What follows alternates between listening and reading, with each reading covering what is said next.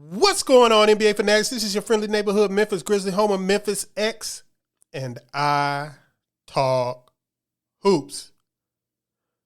We're about 24 hours away from the NBA free agency period starting. The frenzy is getting ready to heat up, and we have no idea what Memphis is going to do. So I am going to continue guessing. And today's guess is Miles Bridges.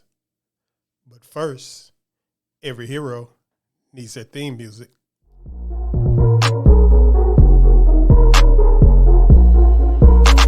KeyAno. Grizz gang, go hard. Baddest in the game, we be on one. I talk hoops, so secure. All up on the court, but we gon' score. Memphis bringing heat straight from Tennessee. Demo respect and let's go. With free agency fast approaching, it seems that the Grizzlies are one of the quietest teams out there. Hell, we don't even know if they're going to bring back their own free agents, Tyus Jones and Kyle Anderson. We've heard nothing about them, just vague rumors about this and that. The Grizzlies were the second best team in the NBA last season, and they are on the verge of competing for an NBA championship. So this offseason is critical, or it could be critical, to that goal.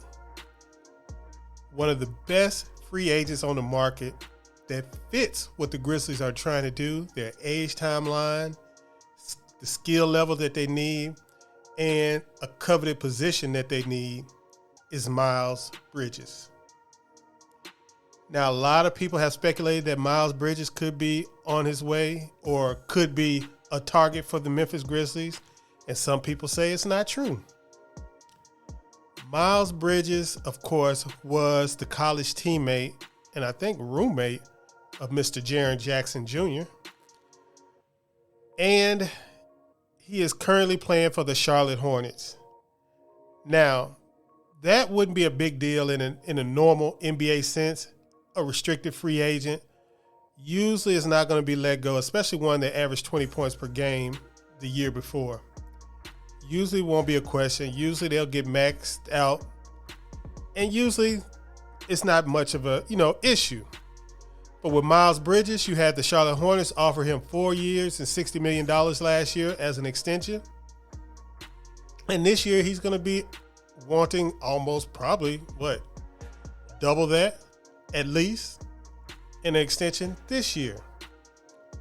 And the Hornets are notoriously cheap, and they have kind of screwed up their cap situation with the Hayward signing and the Nick Batum stretching. They have about $40 million on their cap, and then they have some other big contracts. So what are they going to do? Will they match a max free agent offer for Miles Bridges? I don't know. I do not know. And I really don't think it's a solid answer from anybody in the NBA that can tell me. Now, this is what their GM, Mitch Kupchak, had to say about the situation. I will say, as an organization, we love Miles. Okay. And, we're going to bring him back. He's been great for the franchise, and I believe with his work, and I think he's only going to get better. This is Memphis X with iTalkHoops. While you're here, subscribe to my channel and hit that bell for notifications so you will be alerted to all the new videos I have coming up during this NBA offseason. We have a goal on this channel to get to 1,000 subscribers before the new season starts, and I'm going to need your help to get there. Thank you. So obviously, the Hornets are at least posturing that they will bring Miles Bridges back at any cost. But I would challenge that if I were the Grizzlies to a certain extent. Now, I like the fit of Miles Bridges. He fits basketball-wise. I think he'd fit along with the Memphis Grizzlies culture. I think he'll just slide right in. So what would it take for the Memphis Grizzlies to offer Miles Bridges a max contract? It would probably take the offloading of a couple of minimum contracts like Killian Tilly, maybe Xavier Tillman, maybe, or one of the other smaller contracts that they have on their roster, and waiving and stretching Danny Green. That would probably get them very, very close. I think very, very close to the maximum amount that they can offer to Miles Bridges. Now, according to reports this morning, the NBA salary cap is going to be 123.6 instead of the projected 122. So that might give them a little bit more wiggle room to offer him exactly the max contract that he is going to want.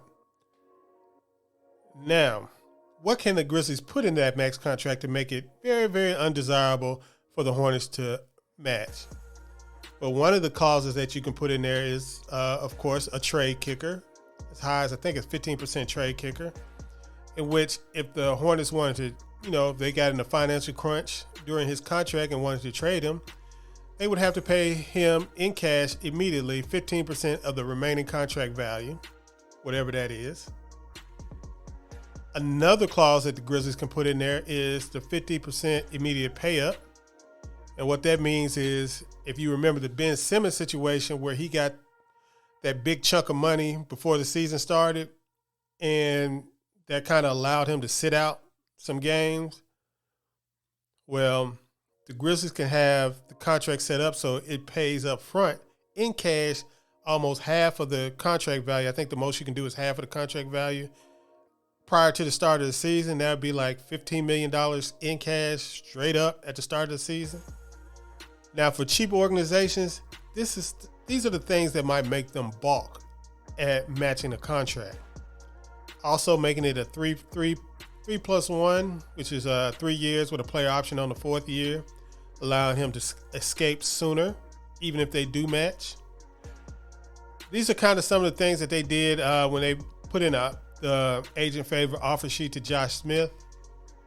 And it ended up getting Josh Smith waived and stretched for the longest. I think he was on Detroit's books for 5 years after they cut him. And he was out the league for like 3 years and he was still getting paid.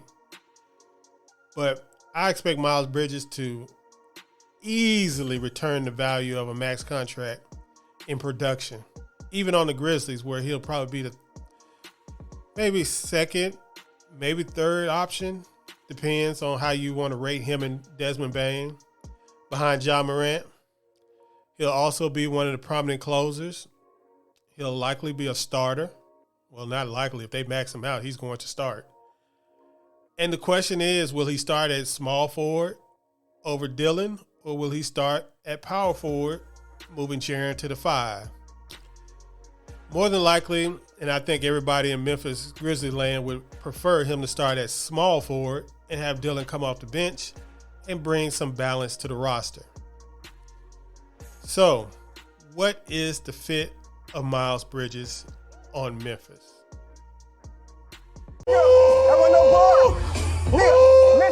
Now, if you remember back in the day with the Memphis Grizzlies, if you're an old school Grizzly fan like I am, you remember the three Amigos. The three Amigos was Rudy Gay, Kyle Lowry, and Hakeem Ward. Three guys that were on the Grizzlies from the Big East. All these guys were from the East Coast, and they were buddies. And boy, were they causing a little bit of stir on the Memphis Grizzlies roster. And in the locker room, I mean, they were buddies, they were young, and they were causing, a little friction. Especially since, Rudy Gay was the golden boy at the time, so they had a little clout. And the first thing that the Grizzlies did about that was they got Kyle Lowry tail up out of here, and they broke the three Amigos up. And for me, that was the best thing that ever happened. So the question is, would we want another three Amigos situation with Jaren Jackson, Miles Bridges, and Xavier Tillman, three guys that played on the same college team, three guys that are most likely very friendly with each other? We already know that Jaren and Xavier are real good friends, and Miles and Jaren Jackson were supposedly roommates in college. So, it is what it is. So the thing is, do you want to imbalance your locker room in that fashion? I don't know. That's a hard question. The Grizzlies pride themselves on their chemistry and their culture. And, you know, we had a little incident with Miles Bridges this offseason already.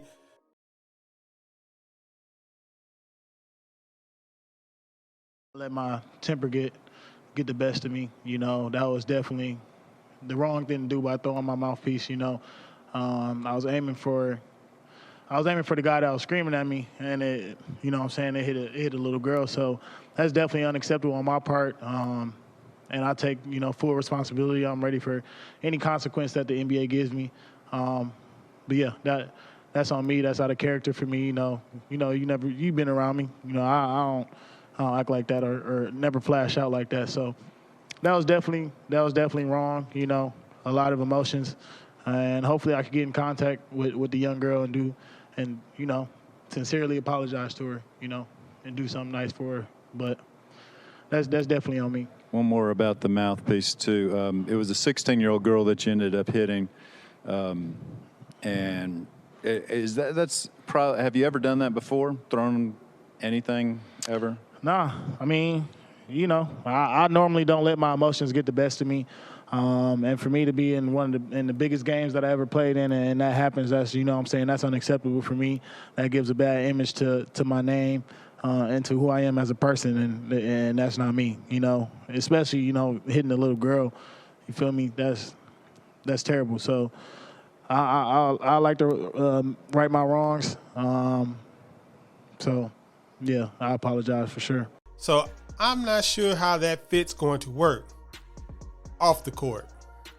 Now on the court, I think it's a perfect pairing. Miles Bridges is physical, powerful. He can defend. He can be a secondary rim protector. He can shoot from deep. He can create off the dribble.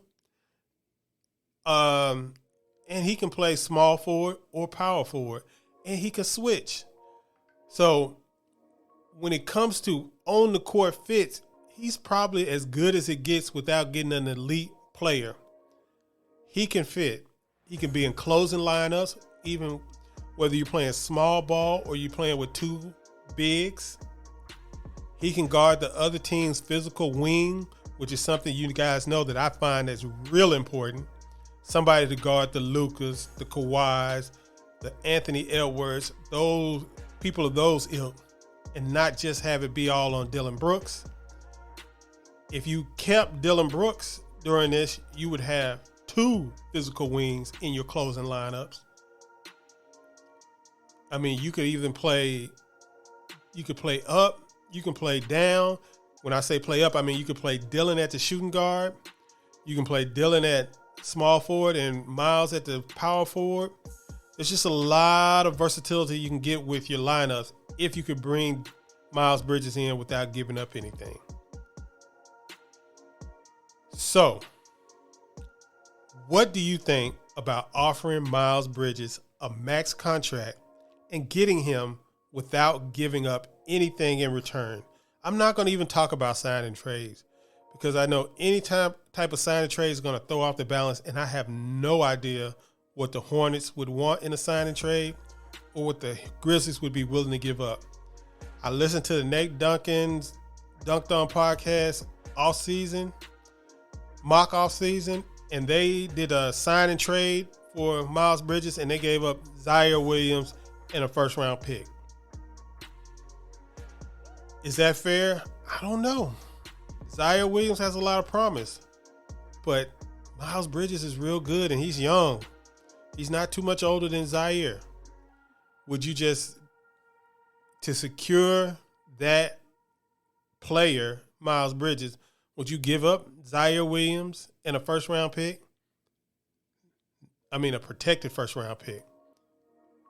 I don't know. If I just had to have the certainty of it, I probably would, because the Grizzlies are ready to go now.